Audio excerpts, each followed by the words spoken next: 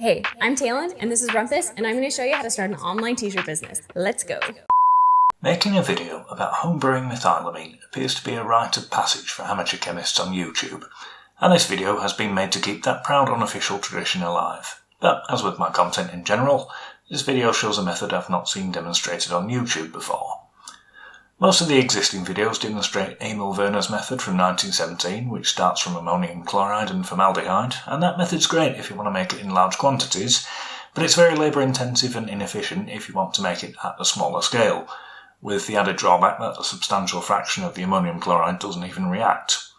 The hexamine and hydrochloric acid method, demonstrated by pyroadditional, is a less laborious variation on the same reaction. Hexamine is an intermediate in the Werner synthesis, but it also produces a lot of ammonium chloride as a byproduct, and again that's pretty wasteful at a small scale. Chem prepared methylamine by reducing nitromethane with tin chloride, which is an excellent method provided that you can get hold of high purity nitromethane, which I can't. Distilling it from remote control car fuel is a whole load of work I frankly can't be arsed with. So instead the method I'll be showing is the reduction of formaldehyde. Although it's chemically more complicated than this method, it results in a high yield of good quality products without any ammonium chloride, and I've yet to see any other videos that use this method. Organic synthesis has a reproduction of Werner's method in a level of detail far beyond that in the original paper, and one of the alternative methods they cite is the reduction of formaldehyde, though it's probably not the exact one I used. I say probably because most of the time organic synthesis is pretty helpful when it comes to cetaceans, but in this case their source is a 1938 paper in a long-defunct Japanese journal and a translation of that paper in a long-defunct German journal. Neither of these papers is available online, so that citation is about as much use as a glass hammer. The traditional, relatively difficult and rather old-fashioned method of reducing oximes to amines involves refluxing them with sodium metal or sodium amalgam in rigorously dry alcohol, but as it turns out there is a much easier way. A 2003 paper by Abiraj and Gowda, working at the University of Mysuru in India, describes a reduction of oximes to amines using ammonium chloride or ammonium formate and zinc, carried out using methanol as the solvent.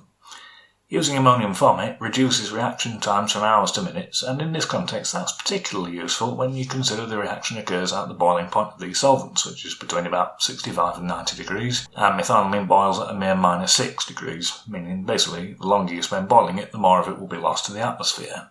Ammonium formate is not widely available to amateurs, but it's very easy to homebrew, and there are several good videos showing how that can be done. I've got nothing to add over and above what's already been covered in those videos, so if you want to know how to make it, I suggest you give those videos a once over.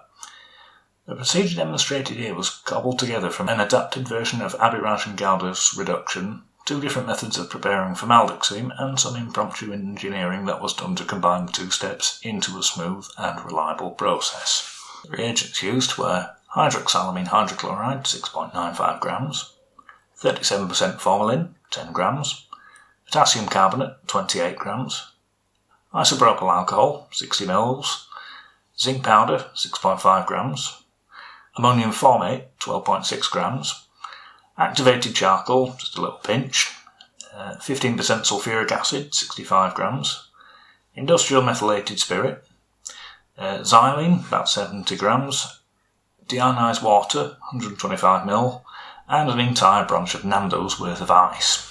The first step was to dissolve potassium carbonate in 50 ml of water, then add the hydroxylamine salt, mix until dissolved, then add formalin. The solution was then heated to 80 to 85 degrees for 15 minutes, forming formaldehyde and causing it to turn from pale purple to yellow to dark orange. Then it was cooled to room temperature.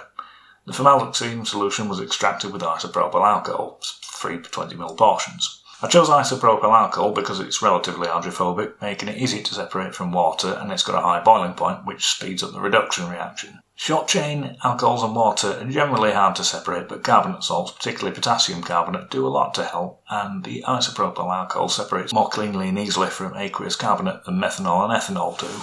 Zinc powder, ammonium formate and activated charcoal were added to the combined extracts, and the whole mixture was heated to reflux with stirring. Once at reflux, there was a lot of effervescence, a sure sign a reaction was taking place. Due to the low boiling point of methylamine, the water in the condenser was kept as cold as possible throughout, using a lot of ice. On taking a few cautious sniffs at the top of the condenser, a smell like ammonia was observed. A solid frost-like residue also formed in the condenser far above the solvent front, which I can only guess was a co-condensation of methylamine and isopropyl alcohol.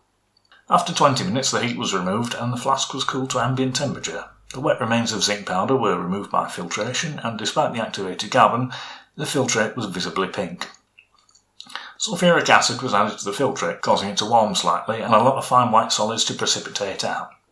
The solvent was removed by distillation, with a lot of solid material on the flask walls.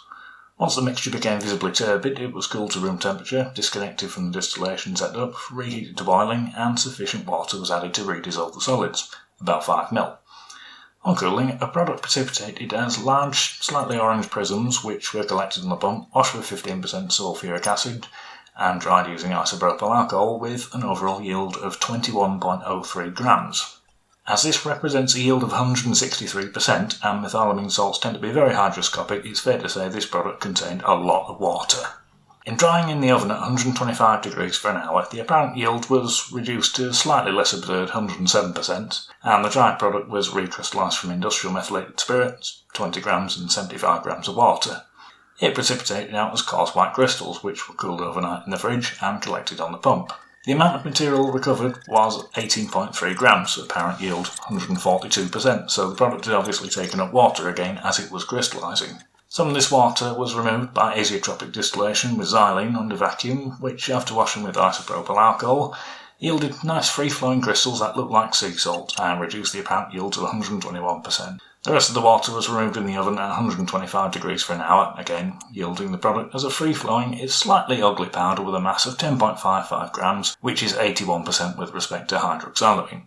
Other than the fact it's much less soluble than ammonium bisulfate, it's more thermally stable than ammonium salts in general and produces a strongly acidic solution when dissolved in water. It's quite hard to obtain positive proof that the product I got was actually methylamine bisulfate, but one thing I noticed while handling it barehanded is that after maybe 10 to 15 minutes the skin develops a slightly fishy smell. Although it's not very strong, it is persistent even after thorough washing. This does not happen with ammonium salts. Going back to the first step of the reaction, I genuinely have no idea what caused the formaldehyde solution to discolour the way it did. Although it happened consistently every time and the colour got stronger as the amount of base increased, it's not mentioned in any of my sources, and it didn't happen during the hydroxylamine synthesis from chloramine, where I converted it to formaldehyde to isolate and purify it. The only time I've ever seen it before was when I tried this reaction using homebrewed hydroxylamine made by the Rajagopalan process. The hydroxylamine I used in this video was from a lab supplier, and I'd purified it by recrystallization. In their original paper about the oxime reduction reaction, Abiraj and Gowda used methanol as a solvent, but I found it appears to work with any short-chain alcohol. My earlier experiments used T-butyl alcohol, which was similarly effective, more expensive, and turned out to contain a lot of water. The version of the reaction using ammonium chloride used 2 equivalents of zinc, which I found was unnecessary when using ammonium formate, as ammonium formate is quite an effective reducing agent in its own right. I used 1 equivalent and had a fair bit of unreacted zinc left over at the end of the reaction. On the other hand, when I used half an equivalent, I found it was not enough for the reaction to complete and ended up with the zinc fully dissolving and a lot of unreacted ammonium formate remaining in solution.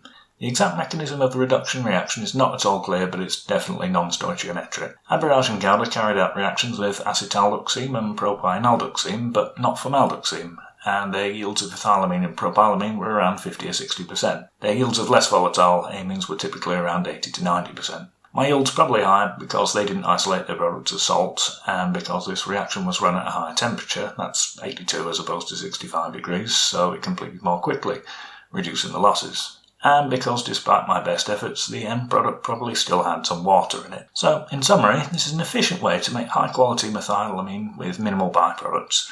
Unlike your man Walter White, I'll not be using it to make meth. Instead, I'll be using it to make disco biscuits and cocaine. I hope you enjoyed this video. Thank you for watching.